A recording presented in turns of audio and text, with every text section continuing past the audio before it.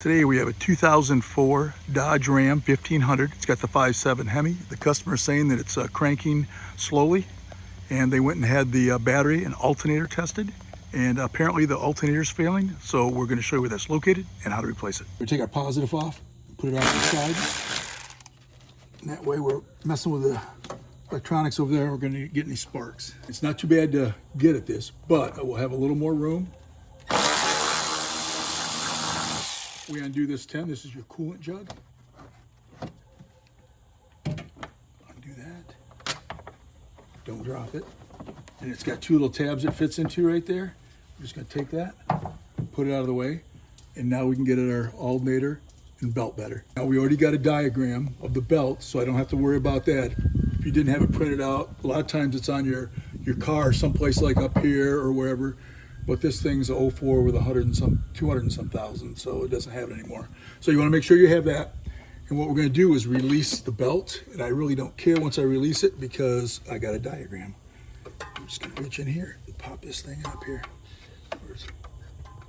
Right there. Now we've got to go this direction up, release it. Pull that off right there. Now we're ready to get at the alternator. You see the top there, it's plugged in. You got to push that in. And unpop that right there. Push these, there's one on the other side like this. Push this together and pull that up. And now if you didn't disconnect your battery, you're going to get a shock. So make sure it's disconnected, and we're going to undo this. I'm going to put a long extension on that. This is a 13 right here. Just break it loose. Just like that. Pull that off there. Now I'm going to start breaking these bolts loose. Like I said, this truck's got like 240,000. So I did put a new idler on here because it doesn't make sense to do this work, put a new belt, and then have this seize up 6 months later. And this is your tensioner. And this tensioner has a new pulley on it also. I mean, it's got the tensioner right here, but it's also got a little idler there with a new bearing in it. So what we have to do now, this bolt's got to come out. And there's a bolt right here, as you can see, for the alternator. But there's a plate right here. This plate has got to come off. There's 4 bolts. We'll take that off and remove our 2 bolts. So these are 13.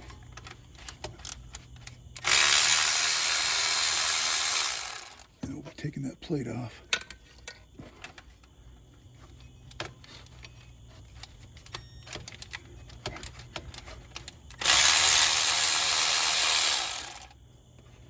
Got a little rust on them, but at least they're coming off. And hopefully it dropped through. That's happened probably a million times.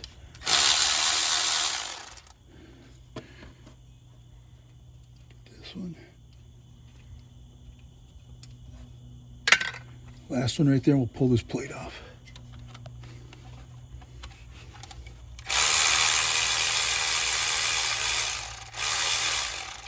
There we go. I actually saw the plate move already. Now you see this one's actually different. The other ones are nuts. This is a bolt. The bolt goes on the right side bottom right there. Okay, watch this. Pull that plate right off. And now we can get our alternator. This one, this one. It's a 15. There's only 2 of them here. So this one right here is going to go here. So we'll break that loose, hopefully. Oh, there we go. You can see it's got a washer, so make sure you keep that washer. And this one has to go back in on this side. So I'm just going to put it over there so I know it's for that side.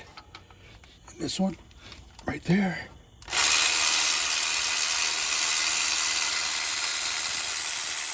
And that also has a washer on it. You can see they're different. So put that on that side right there. And we're just going to remove this. I might have to get a screwdriver or something to move it because it's been sitting there for a lot of years. Now you might need a bigger persuasion to get it off. As long as you're just prying on this right here or the other side like that, or pry on this side. But this is your alternator right here. And we're ready to install the new one. You want to make sure this is out of the way.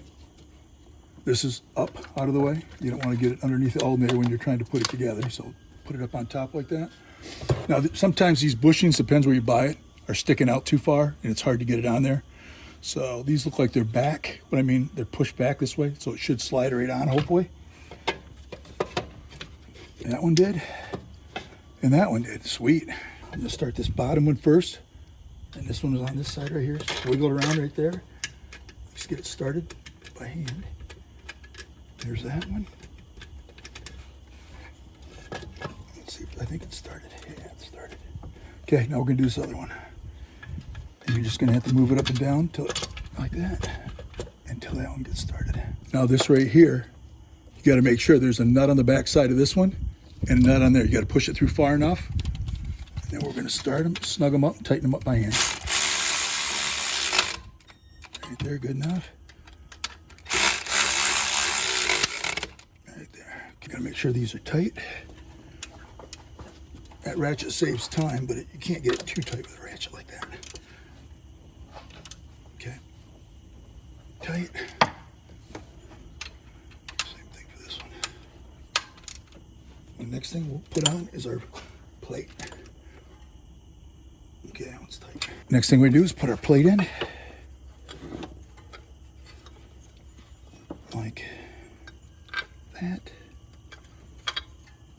Okay, now we got the 3 nuts, which are over here. There's one started. Oh, I don't want to drop that. 2. Here's the 3rd one. Okay. 3. And those were the nuts. And this one right here, over here is a bolt. You don't tighten any of them up till you get them all started. And then you can start tightening them up. Okay. This is our 13.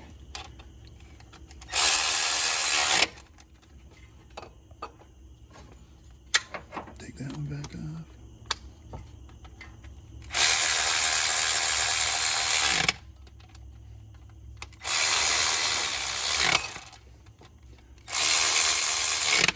Then we go tighten them by hand. Next thing we do is put this one on. You gotta move that a little until it clicks. You pull this one down here, and that right there tab is gonna go right in that slot. So it locks in place. And we're gonna put, they give you a new nut. So we're gonna use that. And then we will tighten that up. I'm gonna tighten this up. Now you can tell I'm not grabbing by the end, I'm tightening it up, but it doesn't have to be crazy. Tighten that up, that was with a 12. Clip this into position, like that. And we did go back and double check all these by hand, so that's all tight.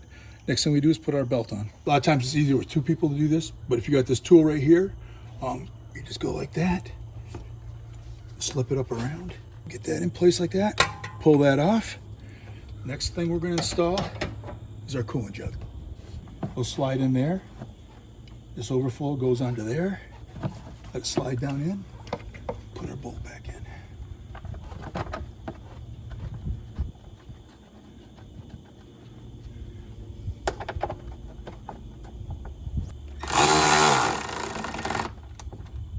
Okay, tighten that down. That's on. Last thing we do, hook up our battery. It was a little corroded, we cleaned it up like that.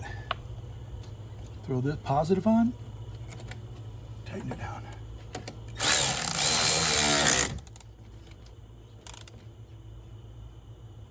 Okay, tighten up, put that on there. And that's all it takes to do an alternator on a 2004 Dodge Ram 1500 with a 5.7 Hemi.